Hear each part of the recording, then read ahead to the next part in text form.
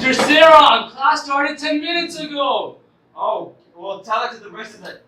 Where is the rest of the class? Don't worry about the rest of the class, Mr. Sarron. Since you were sleeping in class, would you mind telling the rest of us what we're learning today? I remember this one. UNICEF, United Chefs. United Chefs. Did you say that again? UNICEF. UNICEF? UNICEF. Mr. Sarron, it's UNICEF! Okay. See? Okay, so I got the name wrong. Okay. So what? It's fine. Did you do your readings, Mr. Sarron? Of course. Okay. Could you tell me one thing that the UNICEF does? Or what they're about? Or who they care about? Or who they serve? They cook for people. Well, let me give you a hint, Mr. Sarron. Cars. Oh. Chairs. Children. Children, something you still obviously are, Mr. Sarron. How will you pass the test tomorrow? You failed 5 tests consecutively. I don't want you in my class next year. I don't want to be in your class. Then pass the test. Alright, well, fine. Okay, what do they do? Fortunately for you, I made a paper slide. Let's take a look, shall we? Okay. Consider yourself lucky. I usually don't do this for my students, and as you know, I have a lot of students. So, let's get right into the lesson. Any parent will tell you that the most important thing to them in the world are their children, as you can tell from my beautiful drawing. But the world is not always a pretty place.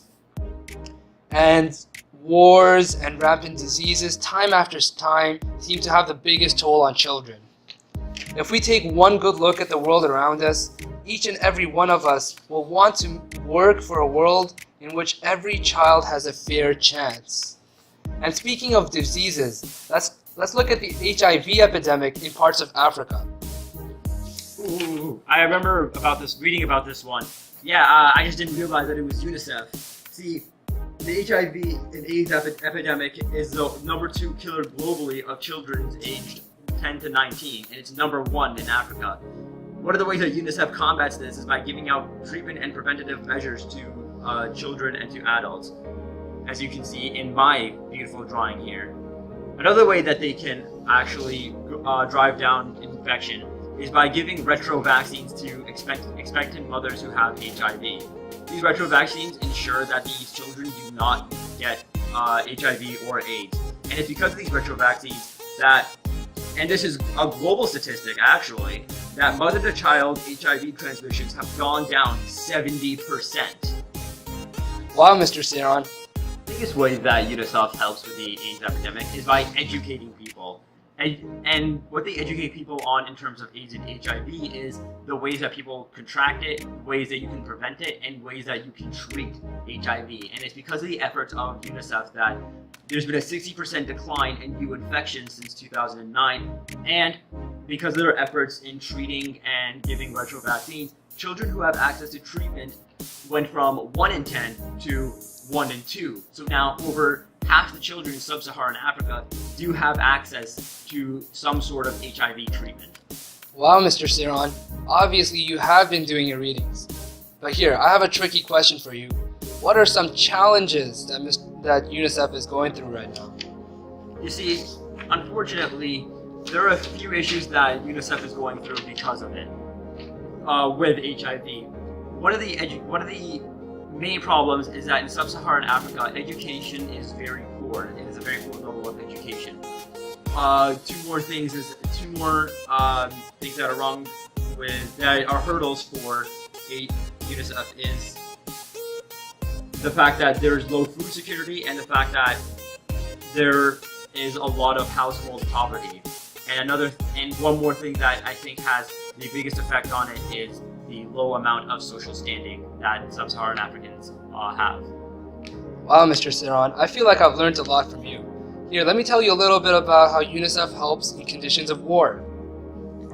War takes its toll, and usually children pay the highest price. And speaking about war, there's a lot of them going on now and even more in the past. But let's look at the Syrian crisis. The Syrian crisis started not so long ago, but there's already so many tragic deaths and so many other problems. Let's look at some statistics. 13.5 million people within Syria need humanitarian help. This means either they don't have enough food, or they don't have shelter, or they're suffering from severe diseases. Another statistic is that 6.5 million are displaced within Syria, meaning either their homes have been blown up, or military forces have forced them to move into places where they don't know where to go. And this last statistic is what UNICEF focuses on the most. More than 50% of these of the 6.5 million are children, meaning 7, 8, 9-year-old children who don't know where their parents are, who don't know where their brothers, sisters have gone, and they're just lost. But what is UNICEF doing about this tragic issue? Let's again look at some statistics. 15.4 million people have been vaccinated against polio, which is a very deadly disease. And not only polio, but also many other types of diseases. 854,000 people have been given access to formal education. As you, Mr. Sarron, probably know, a lot of children had to stop their education when the war began, just because either schools were being blown up, or their parents just didn't have enough money anymore to send them to school. But UNICEF has made this possible once again for many children. And then 548,000 children have been given protection and psychological support. Just imagine the type of turmoil and horrible things that these children are going through. They need professional help. Wow, it sounds like UNICEF's doing a lot for these kids. They are. But are there any issues that UNICEF's facing? Well, good question, Mr. Sarron. Like any other organization, UNICEF has its own share of hurdles to go through. The first one is the fact that a lot of territory in Syria and Iraq is still washed over by the rebels, and going into that territory is often very dangerous, and non-profit organizations can't go into that area just because it will be way too dangerous. So there's a lot of children in those lands who are not being given the things that they need. Another factor is funding. There's so many children who need help, and there's just not enough money to help each and every one of them. And the third one is that there's still no solution to the Syrian crisis. More and more people are being displaced every day. Even more people are being killed.